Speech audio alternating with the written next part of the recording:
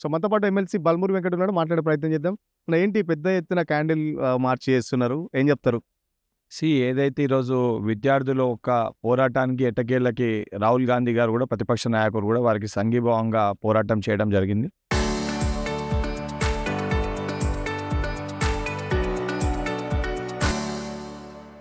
దానికి భారతీయ జనతా పార్టీ కేంద్ర ప్రభుత్వం దిగొచ్చి ఆ డిమాండ్స్‌ని కూడా ఈరోజు యాక్సెప్ట్ చేయడం జరిగింది. కానీ ఈ చేసేదేదో 30 రోజుల ముందు చేసింటే లేదా 2024లో మొదటిసారి నీట్ పేపర్ లీక్ అయినప్పుడు చేసింటే ఈరోజు 26 మంది విద్యార్థులు ఆత్మహత్య చేసుకునే పరిస్థితి ఏర్పడేది కాదు. ఇప్పటికన్నా విద్యా వ్యవస్థని రిఫార్మ్ చేయాలి, విద్యా వ్యవస్థని ప్రక్షాళన చేయాలని చెప్పి మేము డిమాండ్ చేస్తున్నాము. ఈరోజు చనిపోయిన స్టూడెంట్స్‌కి సంఘీభావంగా ఏదైతే మన గౌరవ తెలంగాణ రాష్ట్ర ముఖ్యమంత్రి రేవంత్ రెడ్డి గారి నాయకత్వంలో క్యాండిల్ లైట్ మార్చ్ ఏర్పాటు చేయడం జరిగింది. వాళ్ళు ఏం చెప్తారంటే క్యాండిల్ లైట్ మార్చ్ ద్వారా విద్యార్థులకు ఏం చెప్పదలుచుకున్నారు? ఇక్కడ కూడా చాలా సమస్యలున్నాయి నిరుద్యోగకు సంబంధించి. అక్కడ వాళ్ళని మాత్రం విద్యార్థులుగా గుర్తిస్తున్నారు. ఇక్కడ చేసే పోరాటాలు గుర్తిస్తలేరని చెప్పేసి కూడా నిరుద్యోగులు మాట్లాడుతున్నారు. ఇక్కడ చేసే పోరాటాలు తప్పనిసరిగా ఇప్పటివరకు 80,000 పైచిలకు ఉద్యోగ నియామకాలు చేపట్టడం జరిగింది. మిగతా 30,000 పైచిలకు నియామకాలు కూడా ఆల్రెడీ అండర్ ప్రాసెస్‌లో ఉంది. ఇంకా వేరే సమస్యలు ఏమున్నాయో ఫీజు రియంబర్స్‌మెంట్ కూడా విడతల వారీగా రిలీజ్ చేయడం జరుగుతుంది. తప్పనిసరిగా ఇక్కడున్న ప్రతి విద్యార్థి సమస్యను కూడా పరిష్కరించడంలో కాంగ్రెస్ ప్రభుత్వం, ప్రజాప్రభుత్వం, గౌరవ ముఖ్యమంత్రి గారు కంకణం కట్టుకొని వారు పనిచేయడం జరుగుతుంది. నీట్ ఎగ్జామ్ గురించి మాట్లాడే నైతిక అర్హత లేదు. చాలా వరకు కాంగ్రెస్ పార్టీలో కూడా చాలా పేపర్ లీకేజ్‌లైనాయని చెప్పేసి కూడా నిన్న బండి సంజయ్ కూడా అంటుండు. చాలా కామన్ అని చెప్పేసి చెప్తున్నారు. ఈరోజు బండి సంజయ్ గారు ఆ ఉద్యమాన్నే తప్పుగా చిత్రీకరించి యాంటీ సోషలిస్ట్, యాంటీ నేషనలిస్ట్ అని మాట్లాడిన బండి సంజయ్ గారు ఈరోజు స్వయాన భారతీయ జనతా పార్టీ యాక్సెప్ట్ చేసింది. మేము మాట్లాడింది తప్పు. ఆ రకంగా ఎవరు కూడా ఈ యొక్క ఉద్యమాన్ని మాట్లాడకూడదని చెప్పి స్వయంగా భారతీయ జనతా పార్టీ అధికారికంగా స్టేట్మెంట్ రిలీజ్ చేసింది. 12 సంవత్సరాలలో 150 పేపర్లు లీక్ అయినాయి. బీజేపీ మధ్యప్రదేశ్‌లో వ్యాపమ్స్ వంటి స్కామ్ కూడా భారతీయ జనతా పార్టీ నేతృత్వంలోనే అయింది. తెలంగాణ రాష్ట్రంలో ఉదాహరణకి కాంగ్రెస్ ప్రభుత్వం ఏర్పడడానికి ఇప్పటివరకు కండక్ట్ చేసిన ప్రతి ఎగ్జామినేషన్ 100% ట్రాన్స్పరెన్సీ, ఇంటిగ్రిటీ, చిత్తశుద్ధితోటి ప్రజాప్రభుత్వం నిర్వహించింది. టీజీపీఎస్సీని కూడా ప్రక్షాళన చేసి ప్రతిదాన్ని కూడా ముఖ్యమంత్రి గారు రెగ్యులర్‌గా మానిటర్ చేస్తూ ఏ చిన్న అవకతవకలు జరగకుండా తెలంగాణ రాష్ట్రంలో ఈరోజు పరీక్షలు నిర్వహించే పరిస్థితి మీకు కనబడుతుంది. ఈరోజు బీఆర్ఎస్ పార్టీ, బీజేపీ పార్టీ ఇద్దరు కూడా నైతిక అర్హత లేదు కాంగ్రెస్ పార్టీ గురించి మాట్లాడేది. కాంగ్రెస్ పార్టీ గతంలో అధికారంలో ఉన్నప్పుడు చిన్న ట్రైన్ యాక్సిడెంట్ అయితేనే కేంద్ర రైలు శాఖ మంత్రి రాజీనామా చేసిన సంఘటనలు మనం చూసినాం. ఈరోజు విద్యాశాఖ మంత్రి రాజీనామా చేయాలంటే 30 రోజులు భారతదేశ యువత నడి రోజు పైకి వచ్చి ఆందోళన చేసి ఇంత పెద్దన ఉద్యమం అయ్యేంత వరకు కూడా భారతీయ జనతా పార్టీ స్పందించలేదంటే మనం అర్థం చేసుకోవచ్చు ఏ పార్టీల వైఖరి ఏ రకంగా ఉందో ప్రజలు కూడా గమనిస్తారు. 20 లక్షల బీసీ, ఎస్సీ, ఎస్టీలకు సంబంధించి విద్యార్థులు కూడా ఇక్కడ నష్టపోతున్నారు. ఫీజు రియంబర్స్‌మెంట్ వేల కోట్ల బకాయి పెండింగ్‌లో ఉంది. మరి ముఖ్యమంత్రి ఇక్కడ విద్యాశాఖ మంత్రిగా ఉన్నాడు. ఎప్పుడు రాజీనామా చేస్తాడని చెప్పేసి బీజేపీ చీఫ్ రామచంద్రరావు అడుగుతున్నాడు. రామచంద్రరావు గారు ముందే ఏదైతే వాళ్ళు చేసిన తప్పుకి 12 ఏళ్లుగా వాళ్ళు చేసిన 150 పేపర్ లీక్ గాని వారేదో ఈరోజు మమ్మల్ని ప్రశ్నిస్తున్నారో 12 ఏళ్లుగా భారతీయ జనతా పార్టీ కేంద్రంలో అధికారం ఉంది. ప్రతి సంవత్సరం 2 కోట్ల ఉద్యోగాలు ఇస్తున్నారు. 12 సంవత్సరం అంటే 24 కోట్ల ఉద్యోగాలు వారు కూడా ఇవ్వాలి. ఆ విషయాన్ని దృష్టిలో పెట్టుకొని మాట్లాడితే బాగుంటది. ముందుగా రామచంద్రరావు గారు ఏదైతే ఈ విషయాన్ని సంబంధించి as a citizen of country విద్యార్థులకి సంఘీభావం తెలపాల్సింది పోయి మొన్న కూడా కాంగ్రెస్ పార్టీ గాంధీ భవన్ ముట్టడని చెప్పి అటువంటి కార్యక్రమాలు తీసుకుర్రు. అంటే ఆలోచన లేకుంటే ఏ రకంగా రామచంద్రరావు గారు ప్రవర్తిస్తారో చాలా స్పష్టంగా ఇలా అర్థమవుతుంది. మీరు కూడా ఇచ్చిన ఇక్కడ మేనిఫెస్టోలో 2 లక్షల ఉద్యోగాలు అని చెప్తారు. ఇప్పుడు ఇంతకుముందు కూడా 80,000 అన్నారు. మన కేటీఆర్ కూడా సవాల్ విసిరిండు. 80,000 ఉద్యోగాలు ఇచ్చినట్టయితే రాజకీయంగా శాశ్వతంగా తప్పుకుంటే రాజకీయాల నుంచి అని చెప్పేసి.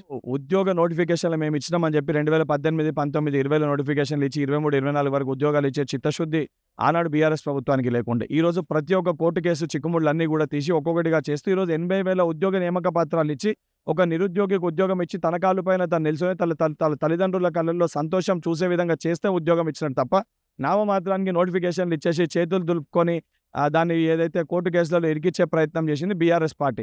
నిజంగా చిత్తశుద్ధి ఉంటే మరి ఆనాడు 2018, 19లో వేసిన నోటిఫికేషన్లు 23 వరకు ఎందుకు నియామక పత్రాలు చేపట్టలేదు? దానిపైన ముందు కేటీఆర్ గారు సమాధానం చెప్పాలి. ముందుగా రామచంద్రరావు గారు ఏదైతే ఈ విషయాన్ని సంబంధించి as a citizen of country విద్యార్థులకి సంఘీభావం తెలపాల్సింది పోయి మొన్న కూడా కాంగ్రెస్ పార్టీ గాంధీ భవన్ ముట్టడని చెప్పి అటువంటి కార్యక్రమాలు తీసుకుర్రు. అంటే ఆలోచన లేకుంటే ఏ రకంగా రామచంద్రరావు గారు ప్రవర్తిస్తారో చాలా స్పష్టంగా ఇలా అర్థమవుతుంది. మీరు కూడా ఇచ్చిన ఇక్కడ మేనిఫెస్టోలో 2 లక్షల ఉద్యోగాలు అని చెప్తారు. ఇప్పుడు ఇంతకుముందు కూడా 80,000 అన్నారు. మన కేటీఆర్ కూడా సవాల్ విసిరిండు. 80,000 ఉద్యోగాలు ఇచ్చినట్టయితే రాజకీయంగా శాశ్వతంగా తప్పుకుంటే రాజకీయాల నుంచి అని చెప్పేసి.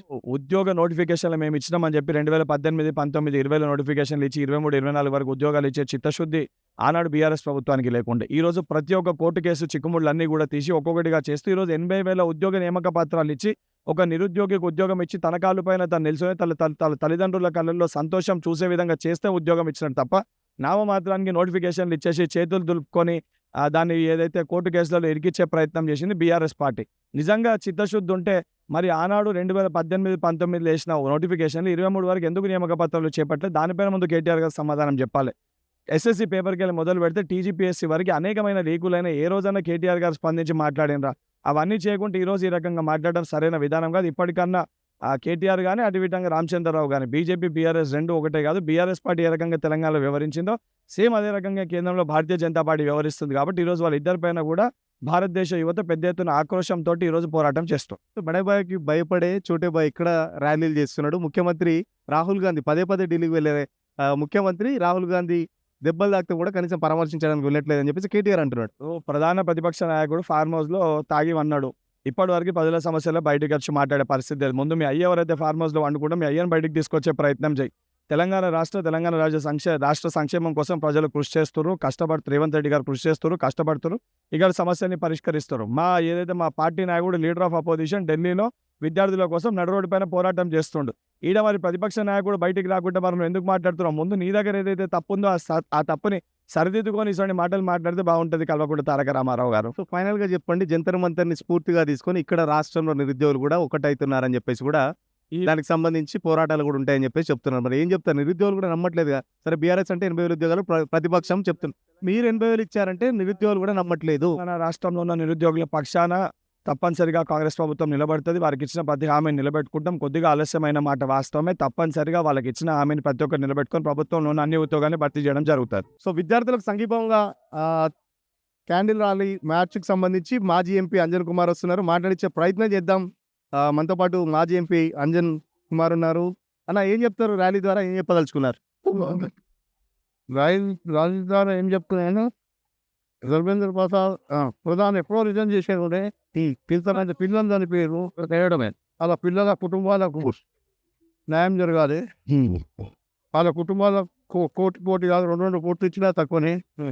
పోయిన పానం మళ్ళీ రాదు. ఎగ్జామ్లు నీటి పేపర్ లిక్క ఇవ్వడానికి చనిపోయారు కదా. వాళ్ళ ఫ్యామిలీలు ఏమైనా అతనం కుతనం అయిపోయారు. వాళ్ళకి న్యాయం చేసే వరకు మేము పోరాడతాం. ఇక్కడ కేటీఆర్ కూడా అంటుండే మోడీని అంటే ఇక్కడ కేడీకి ఏమైతుంది అని చెప్పేసి కూడా నిన్న కూడా మీరు ప్రోగ్రామ్ అడ్డుకోవడానికి వెళ్ళడం, అరెస్ట్ అవ్వడం కూడా జరిగింది. ఏం చెప్తారు? నిజమే అడ్డుకున్నాము. ఆ ధర్నా చౌక్ బంద్ చేయించింది ఎవరు? ధర్నా చౌక్లో ధర్నా చేయాలని మేము కాంగ్రెస్ వాళ్ళు పెడితే బంద్ చేయించి నేను ఒకలో 100 లెక్క వచ్చి ఆడ ధర్నా చేస్తే ఎట్లా ఒప్పుకుంటాం మేము? కానీ అనుకోవడం ఇట్లా దేశమంతా రాహుల్ గాంధీ ఏమో మోడీ మీద పోరాడుతుంటే ఇక్కడ మోడీకి ముఖ్యమంత్రి సపోర్ట్ చేస్తున్నాడు. అందుకే మా ప్రోగ్రామ్ అడ్డుకోవడానికి అవి తప్పుడు మాటలు అవన్నీ, బేతుగా మాటలు. ఓకే, కేటీఆర్ చేసే ఆరోపణలన్నిట్లో అవాస్తవాలు మాత్రమే ఉన్నాయని చెప్పేసి ఏదైతే ధర్నా చౌక్ బంద్ చేసిన వాళ్ళు మళ్ళీ ధర్నా చౌక్లో ఎట్లా ధర్నా చేస్తారన్న దానికే మేము నిన్న అడ్డుకోవడానికి వెళ్ళాం. సార్ దానికి సంబంధించి పోలీసులు మనం ఆపడం జరిగింది. ముఖ్యమంత్రి మీద చేస్తున్న ఆరోపణలన్నీ అర్ధరహితమని చెప్పేసి మాజీ ఎంపీ అంజన్ కుమార్ చెప్తున్న పరిస్థితి. ఇప్పుడు జర్నలిస్ట్ సతీష్తో సురేష్ ఆర్టీవీ కోసం నెక్లెస్ రోడ్ నుంచి.